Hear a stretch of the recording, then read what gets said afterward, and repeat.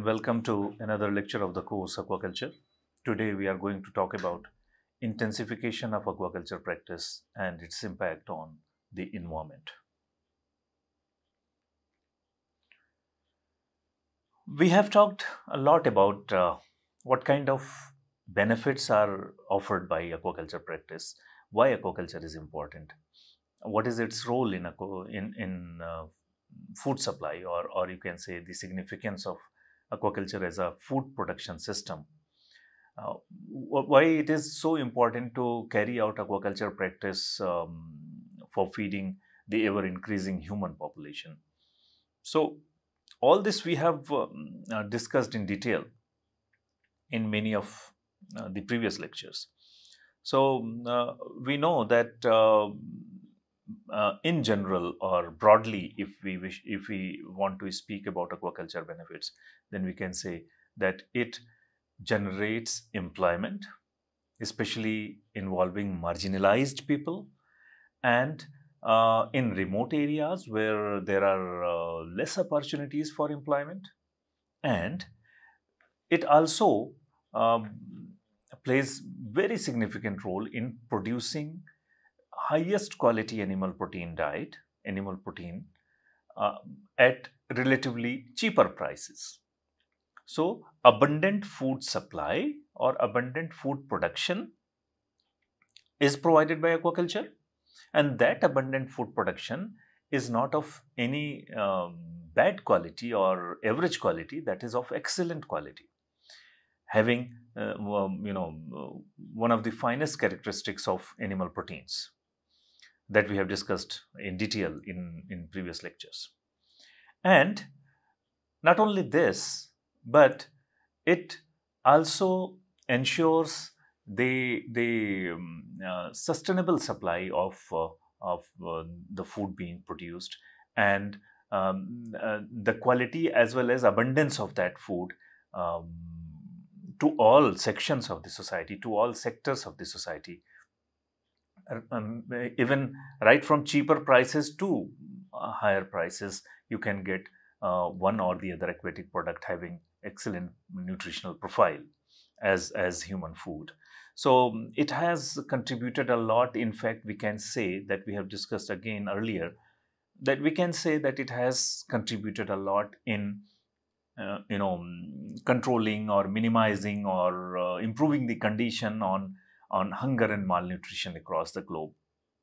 And in one sentence, if I wish to conclude its benefit, then it will be it has immensely contributed in ensuring the food security of especially the marginalized people across the globe. So there are immense benefits of this aquaculture practice. But when we get benefits from any culture practice, when we get involved in that culture practice or that sector, when we depend on that sector, or when we try to exploit that sector to its maximum potential, or sometimes we overexploit the same thing to get the benefits, we usually do not consider its side effects, that if we overexploit, if we do not take into consideration the different factors which are responsible for viability and sustainability of the culture operation, then we may face many of the side effects, and those side effects of the culture practice may in turn challenge the continuity of that aquaculture practice. So that in longer run, in long term, if we are not taking care of all the factors which are supporting aquaculture, then they are going to harm aquaculture in the long run, and our aquaculture practice will not be environmentally or economically viable. So that should be taken care of. And because of this, since when we saw that we can raise more food per unit area, and that of highest quality, more food per unit area compared to other food production systems, then what we did, we kept on intensifying the practice, increasing the stocking density, challenging the ecosystem to its fullest potential. And in the process, what we did, when we started to stock more and more and more number of individuals in the same area in order to get more biomass, then that means we have been generating more and more of waste in that area, that we will discuss a little later. And because of these activities, since more and more individuals were being stocked in a confined area, this is there are many other factors that we will discuss in the process during the lecture. This is aquaculture activity is considered as one of the those activities which have harmed the environment um, to maximum. Or in other words, you can say aquaculture activity is one of the most criticized worldwide because of the adverse environmental impacts it has caused us or has been causing to the environment where aquaculture practice is going on. Aquaculture is considered as, in other words, you can put it like a double-edged sword.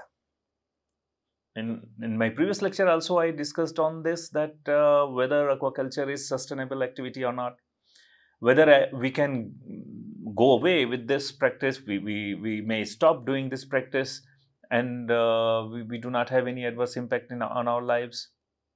But today also we can say that aquaculture practice is one of the essential practices that we will have to carry forward as food production system in order to feed the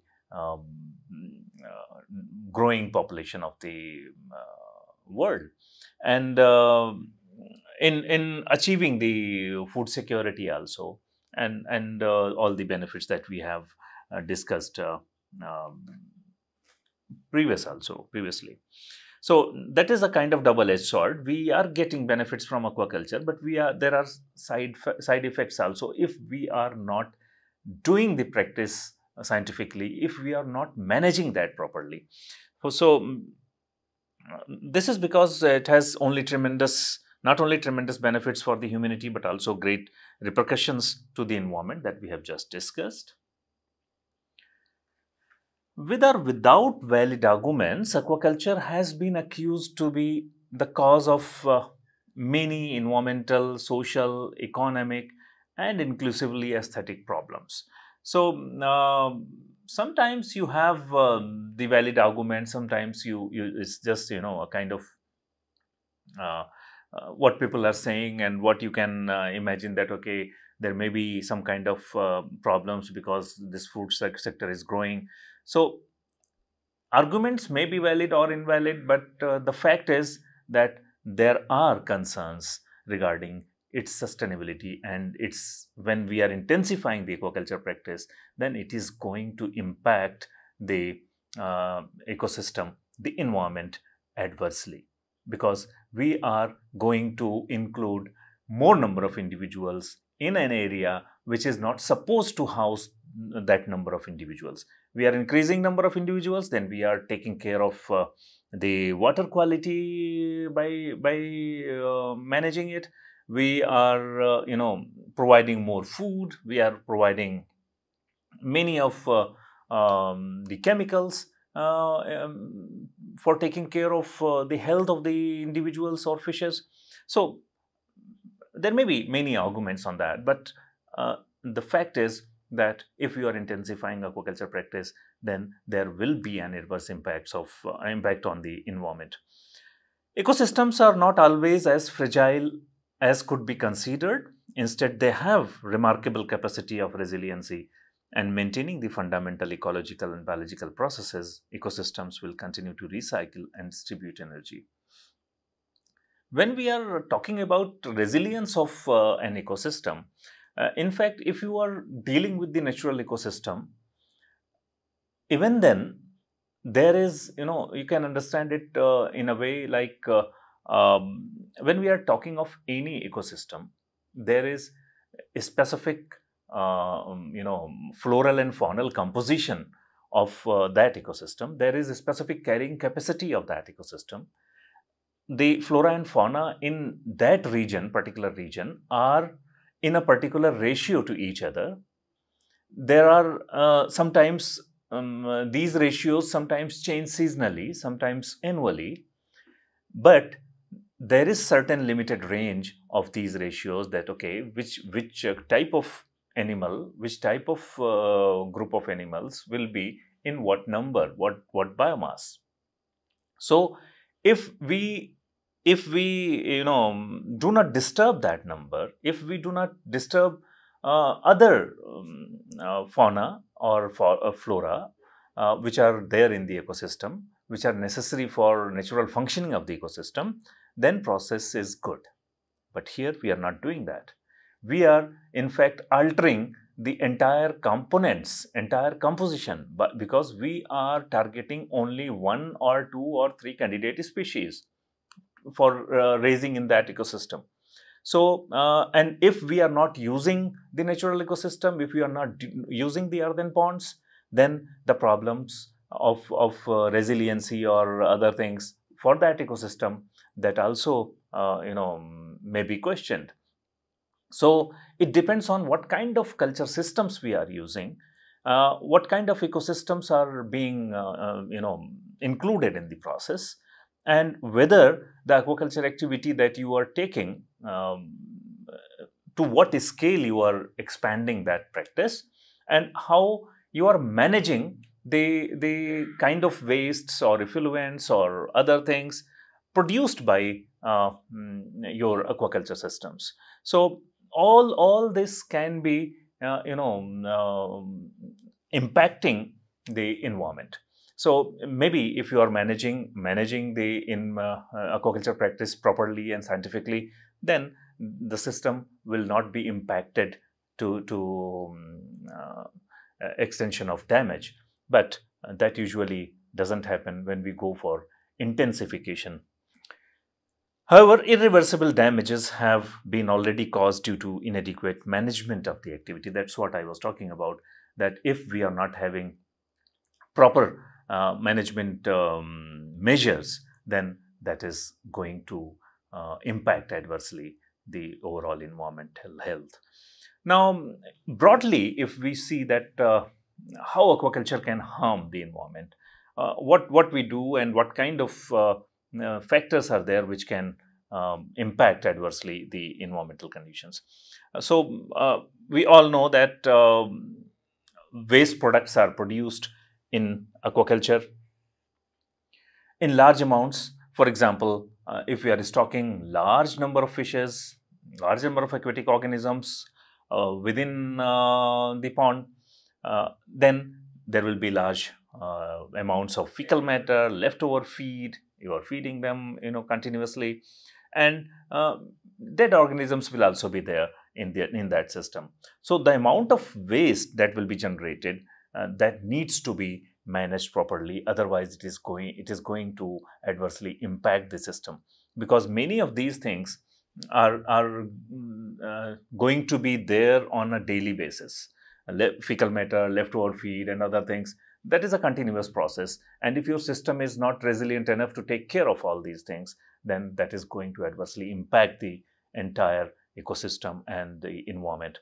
The amount of waste, for example, that prawns can produce is equivalent to half of their body weight.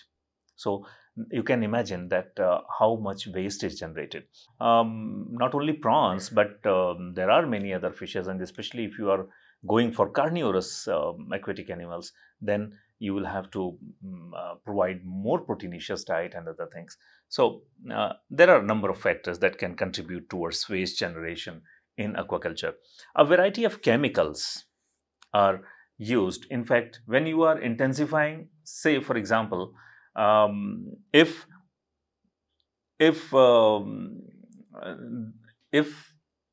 a pond is able to house, say for example, 2,000 of fishes in normal circumstances, maybe extensive system of culture, and if you are increasing the number there, say 4,000, 5,000, 10,000, even that can be taken care of by the system.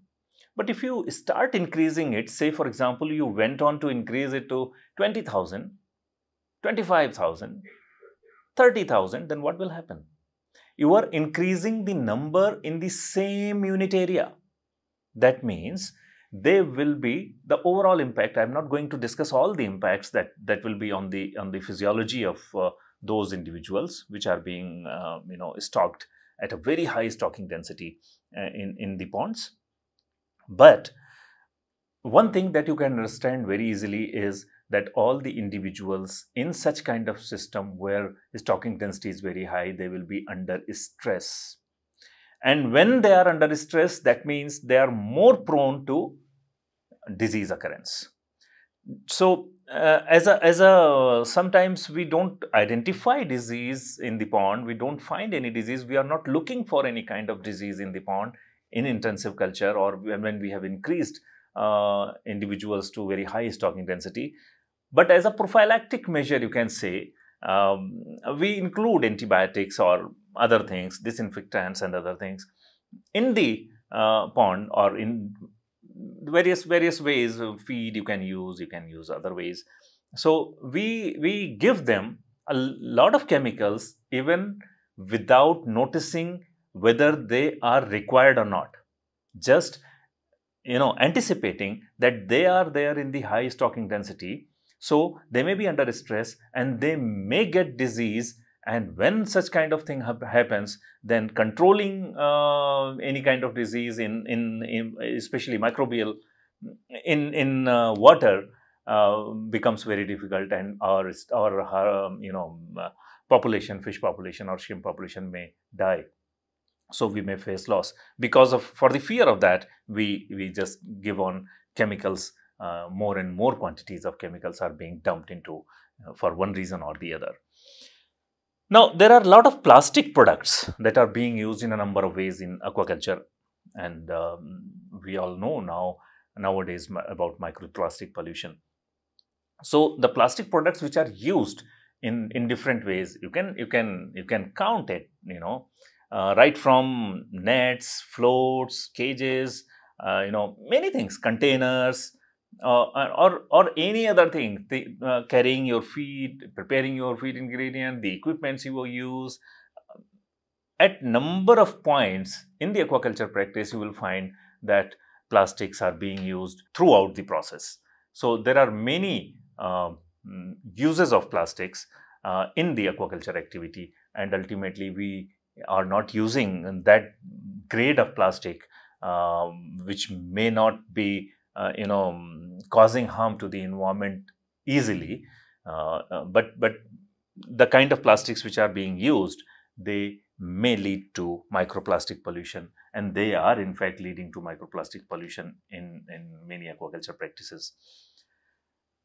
This is again one of the very important thing, that when doing aquaculture, whether you are going to utilize any existing natural water body for aquaculture, or you are constructing a new farm or new pond for aquaculture, anyways you are going to alter that environment, that ecosystem, and alter from its natural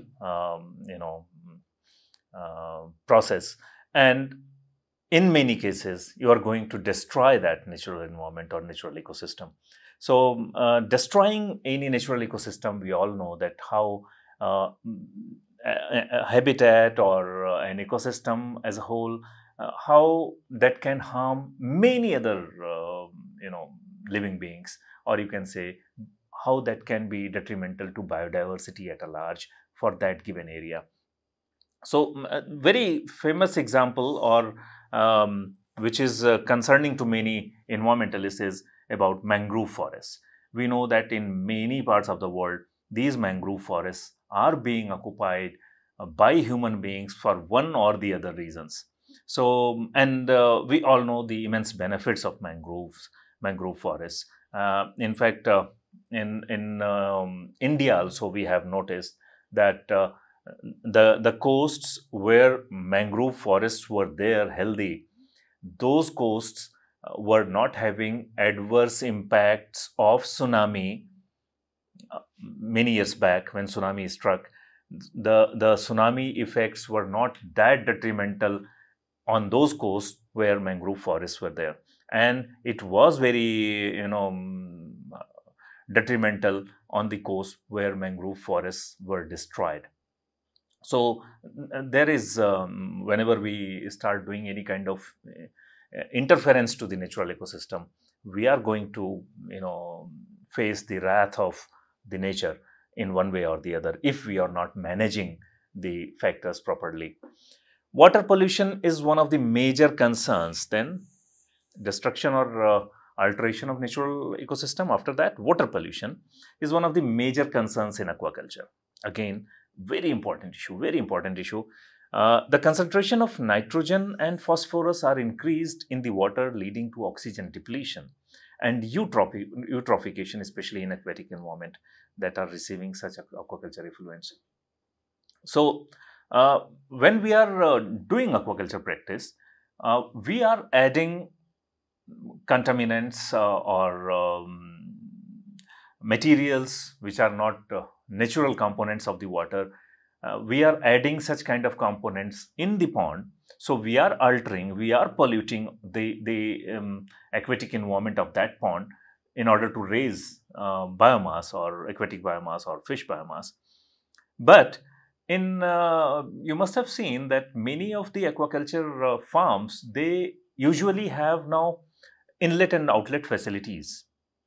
And after doing aquaculture, when the water, if you are raising especially such fish species or shrimp species, prawns suppose you are culturing, and for harvesting prawn, we usually, what we do, we simply drain the pond first.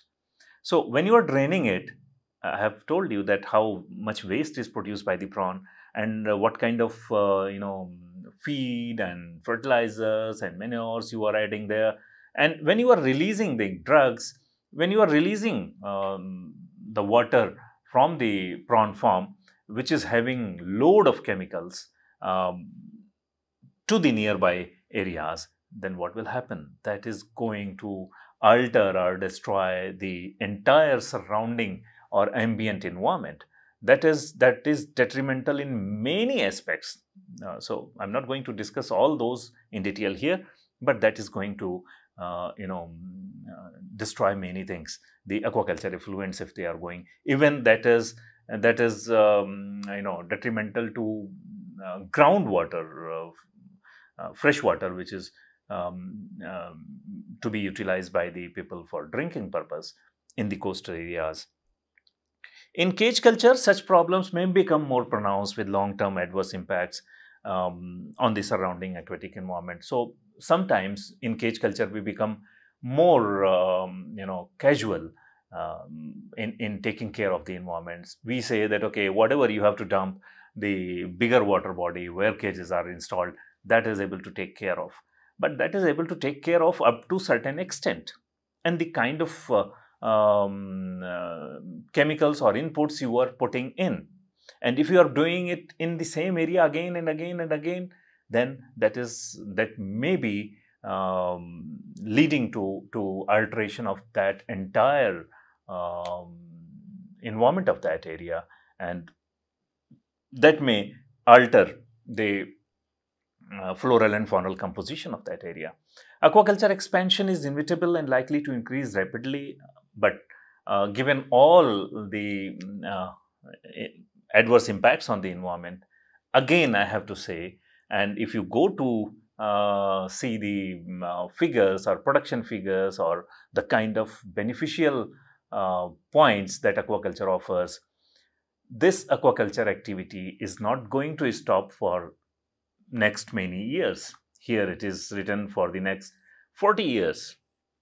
Why? Because human population is increasing. There is more demand of food, and there is no other food production sector that is comparable to this sector. And in fact, the space, or you can say the scope of expansion of aquaculture practice or aquatic system is much more than other food production systems. So the potential of this sector to grow in for next many decades is quite high. So we cannot stop that, but instead we can do something. We can manage this activity in such a way that it does not harm the environment beyond a limit, so that it may continue. It remains sustainable and economically viable. Increased aquaculture production comes with increasing environmental impacts that we have just talked about. Over the past 2 decades, aquaculture development has drawn significant environmental scrutiny, particularly when unregulated practices negatively impacted societal benefits. In fact, I can tell you here that during 1990s in India, there were many big companies and big firms which started prawn farming or shrimp farming in the coastal areas. But since they were farming prawn and then releasing the effluent without taking proper care of those effluents, so that was destroying the coastal environment. So ultimately, there was a lot of tussle between environmentalists, the farmers, all these stakeholders, and ultimately a ban was put on the farming of these prawns. But probably you may check it. Otherwise, probably now there are some other norms which are regulating the culture of aquatic organisms in coastal areas. So that has to be taken care of. Otherwise, the problems will continue to arise. This attention is likely to become more pronounced in the coming decades and will be constantly triggered by the increasing demand for products and services in a situation of increasing competition for land and water with other sectors. When development in all these sectors will continue to occur, there will be increased demand for food from aquaculture sector. And while doing aquaculture, we will also need food supply for the aquatic organisms which are being raised in aquaculture, the kind of chemicals and other things which will be required for raising disease-free aquatic organisms. So that we will have to take care of. Even though ecosystems have a remarkable ability for recovery, poor aquaculture management has resulted in irreparable damage at many places. The environmental impacts of aquaculture vary with the species, system management, production methods, intensity, location, and environmental carrying capacity to absorb impacts. So I just explained you very briefly to you that how when we move from low stocking density to high stocking density, or you can say in other words, when we go on intensifying the aquaculture practice, that is going to have adverse impacts on the environment. And but nowadays there has been some better development also, especially in the form of recirculatory aquaculture system and biofloc culture I have talked about earlier. So depending on what kind of system you are using, what are the different production methods, what is intensity, in what location you are carrying out your practice, so all those can have varying effects. Now, one by one, very quickly, that how it influences on habitat destruction. Mangrove forests are important ecosystems considered as the main source of organic matter to the coastal zone. Mangroves, just an example of mangroves has been taken here, but habitat of any place, if you are going to occupy any pristine environment for the purpose of aquaculture, you are going to change the topography of that region, and that is alteration in its true sense. And whatever type of region you are occupying, you are going to alter the habitat, the ecosystem, and ultimately you are going to develop something new with your aquaculture practice. So mangroves are nursery areas for many many aquatic species, ecologically and economically important, as well as refuge or nesting areas for birds, reptiles, and in fact, mangroves, if you start studying about mangroves, then it becomes very painful to look at what we have done to mangrove areas. In fact, mangrove areas are very important for these aquatic species. They provide the kind of environment they need for their breeding, for the nursing of their young ones. Even for proper environment for fertilization and hatching of their eggs. All these things are there in the mangrove areas, and that is a very diverse environment, having good biodiversity. And when you are destroying that, that means you are influencing not only the original population of the aquatic species, but even uh, for culture practice of many species, commercially important species, we get seeds from those areas. So you are going to disturb mm, the environment in many ways, and maybe commercial impacts may also be seen. So mangroves additionally are accumulation sites for sediments, contaminants, nitrogen, carbon, or other, and offer protection against coastal erosion. That's what I just discussed about, that how during tsunami they offered protection to the areas where there were mangrove forests. But it's not only that aquaculture is occupying mangrove areas. You will go to the coastal areas, even in India, you will find that people have occupied that, encroached that, especially the kind of term we can, if we can use, land grabbers or property developers. They have occupied it, and they have just destroyed that area. According to environmentalists, mangroves support diverse local fisheries and also provide crucial nursery habitats and marine productivity, we have discussed just now. These forests also provide valuable ecosystem services that benefit coastal communities, including coastal land stabilization and storm protection, that I have just talked about. That these are the areas which are protecting people who are living near the coast. They are protecting them from natural disasters which may come through the oceanic areas to the land areas where people are inhabiting. A net 5,245 square kilometers of mangrove forest has been lost since 1996. That is huge. Driven by a combination of direct human impacts such as clearance and conversion, but also by harder to manage changes driven by erosion, inundation, or storms. So that is something very concerning, because that is going to impact in many ways. Some authors have documented that aquaculture has been responsible for deforestation of millions of hectares of mangrove forests in Thailand, Indonesia, Ecuador, Madagascar, and other countries.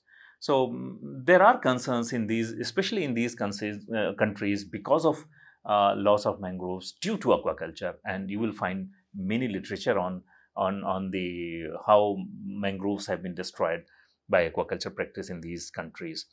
In tropical and subtropical coastal areas, aquaculture has been associated with mangrove loss, with 38% of global historic mangrove loss attributed to shrimp culture. Just see, 38% of the global historic global mangrove loss because of only shrimp culture. Researchers estimated that aquaculture accounted for 5,44,000 hectare of mangrove forest conversion in 8 tropical countries.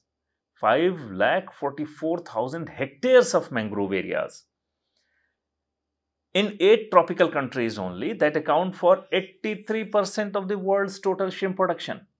That is something, very concerning to the environmentalist. So this is one photograph where mangroves in Vietnam are shown, how they are under threat, how they are being changed.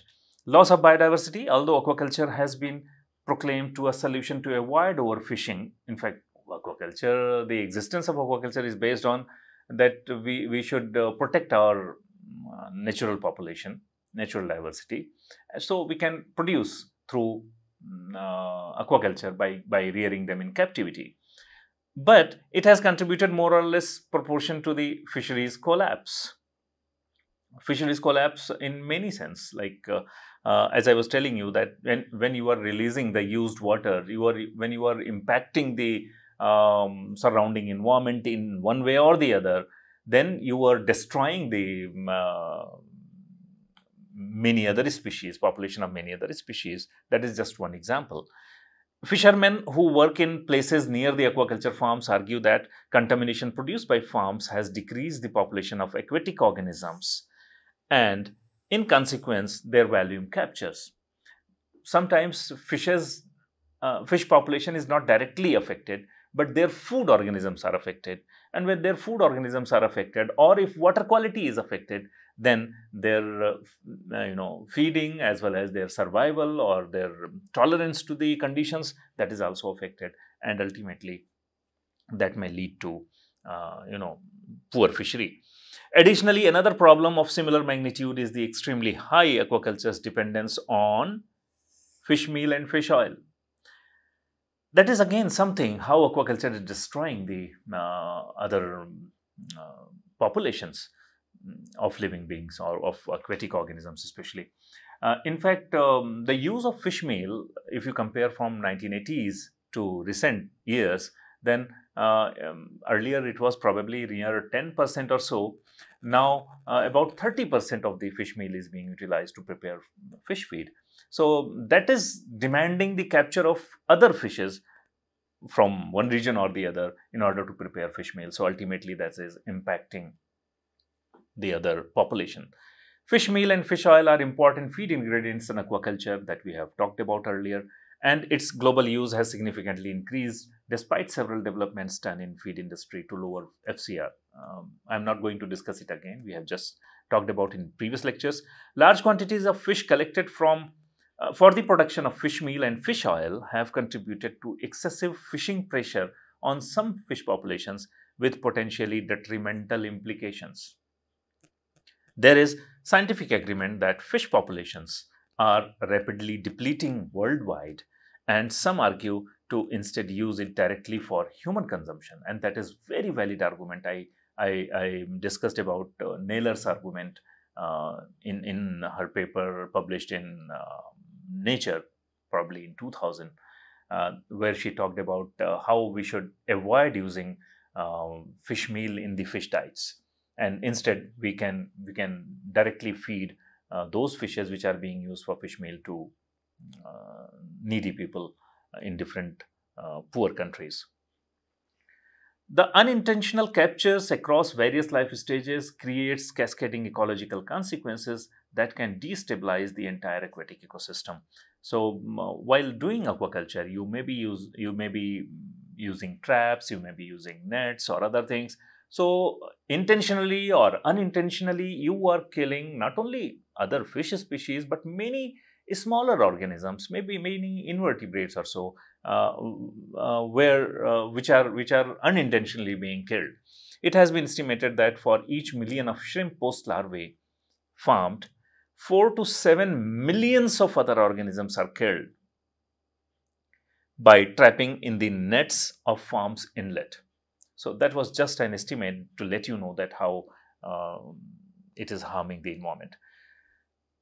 Aquaculture farms are sometimes abandoned by multiple problems: operative, economic, sanitary, and etc. Whatever the reason is, if that farm which was earlier being used for aquaculture is now not being used, then what will happen? Soil from these abandoned farms remain hypersaline, acidic, or eroded.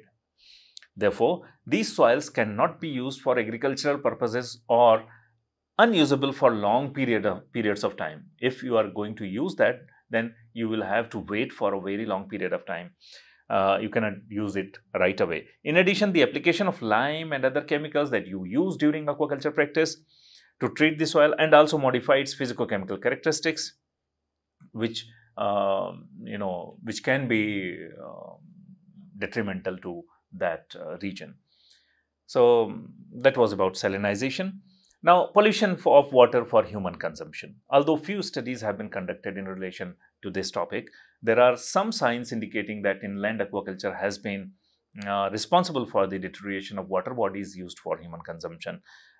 For instance, in fact, what I was telling you, that it's not only that when effluents from the aquaculture farms are being released into the ambient environment, it not only, if it reaches to other water bodies, it is going to, of course, change the water chemistry, water quality of that water body, aquatic body. Not only this, there are reports from different coastal regions.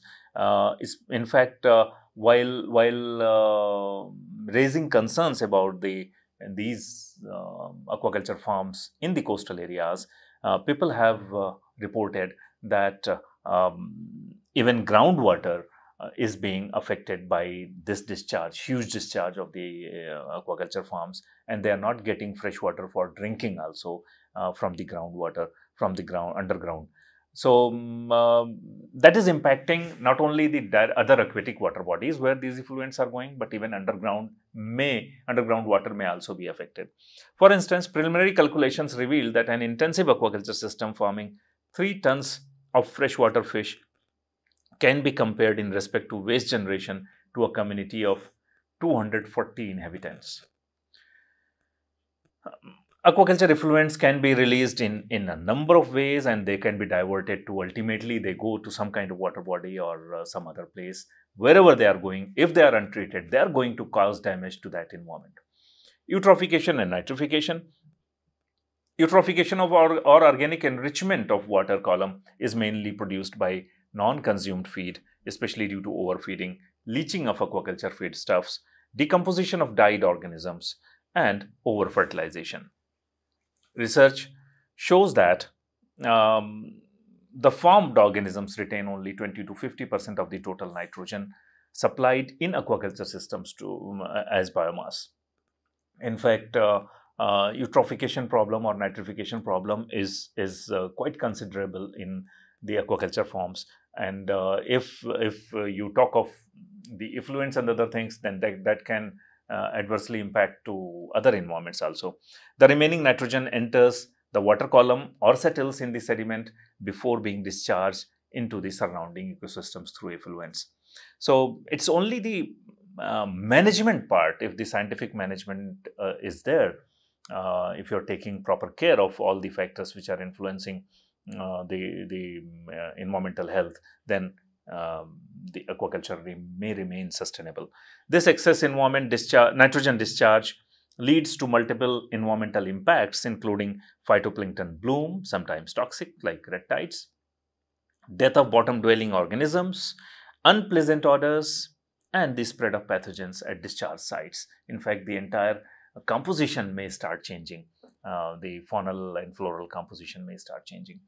The impact may be more or less severe depending on some factors such as the intensification of the system, density of organisms that we have discussed, which is directly related to the amount of feed to be supplied, FCR, how good quality feed you are providing, how that is being utilized by the aquatic organism. That lower the FCR, better the environment that will be consumed properly by the fishes. For instance, farms culturing the tiger shrimp usually report FCRs ranging from 1 to more than 2.5. Such huge differences later reflected in the amount of organic matter, nitrogen, and phosphorus discharged in the effluents. So, which may range from 500 to 1625 kg, 26 to 117 kg, and 13 to 38 kg respectively of organic matter, nitrogen, and phosphorus for each of the shrimp, for each ton of the shrimp harvested. You just can imagine how we are harming the environment if we are releasing the untreated effluent into the environment. The nitrification is considered as the nutrient NPC, nitrogen, phosphorus, carbon enrichment of water column, mainly due to fertilization, mineralization of organic matter, resuspension of sediments, and excretion of organisms into the ponds. The greatest concern in this aspect is the increasing production of nitrogenous metabolites, especially ammonia, which is highly toxic in its unionized form for many aquatic organisms. Eutrophication process that has been shown there. Now, introduction of exotic species. Now, negative impacts of the biological contamination for the introduction of exotic aquacultural species on the native populations have been studied, and you will find enough literature on this. The introduction of alien fish species is considered as one of the biggest threats to finfish diversity, with the direct and indirect impacts that can have immediate or long-term effects. The problem here is that we often go for some exotic species and start culturing them at a very large scale. But somehow, knowingly or unknowingly, intentionally or unintentionally, whatever you can say, these fishes, they get entry into our natural ecosystems. As soon as they enter into the natural ecosystem, they will be competing for food and space. And you never know what kind of pathogens they may be carrying with them. So they are going to replace some individuals from the trophic level where they are going to be there, and that will ultimately going to harm the indigenous species which are there, which had established themselves in that environment. So that competition for food and space, that is going to harm the biodiversity of that environment. The main problems are the displacement of native species that I talked about, competition for space and food, and pathogens spread. For example, reports have revealed a parasitic transmission of sea lice from captive to wild salmon. So, and there are many examples here also. You can get information on that how African catfish, Claris gariepinus, has got into our natural ecosystems, even in the rivers, and how that is impacting our natural population. Inadequate medication practices. Farmers usually expose their cultured organisms to medication regimes because you are stocking too much. So you fear that, okay, if you are not giving them the kind of chemicals, antibiotics and other things, so they may die, they may not show good performance. So you are just giving them more and more chemicals in many forms. A wide range of pharmaceuticals, including hormones, steroids, antibiotics, and parasiticides, are used in aquaculture. So you are just putting in all these into your pond. Indiscriminate use of antibiotics, we already know about. This is very concerning, specifically in intensive farming, results in residues of antibiotics in cultured products and bacterial resistance. In fact, in a report, I saw somewhere that about 90% of the bacteria in the aquatic system, they are resistant to one or the other antibiotic. At least one antibiotic they are resistant to. 90% of the bacteria. That is huge number. And the remaining are resistant to more than one type of antibiotic. Not remaining of them, but within that, a large number of bacteria are also there. You can check it out, which are resistant to more than one type of antibiotic. Bacterial resistance has been observed in widely used natural antibiotics: erythromycin, oxytetracycline, tetracycline, chloramphenicol. We try to use broad spectrum antibiotic, and usually we include them in our feed, and that's how it goes there. Modes of application of antibiotics, such as oral administration using feeds containing antibiotics, bath treatment, pond sprinkle, any kind of these things can be used. In Philippines, aquaculture intensification has led to the use of various chemicals products such as oxytetracycline, oxalinic acid, chloramphenicol, furazolidone, which have been incorporated in artificial feeds of shrimps as treatments against vibriosis especially. However, it has been suggested that the use of antimicrobials must be avoided, since this could lead to the development of drug resistance that we have just talked about. Changes on landscape and hydrological patterns. The aquacultural activities have contributed to the degradation of ecosystems, including important modification on landscape. The construction of shrimp farms in the riverbeds has modified the hydrological patterns in many regions of the world, with the consequent impacts on the regional ecosystem and the local weather. We have discussed that how landscape topography is changed when we use this. This is one picture where you can see that how aquaculture activity is altering the natural environment. Thank you so much.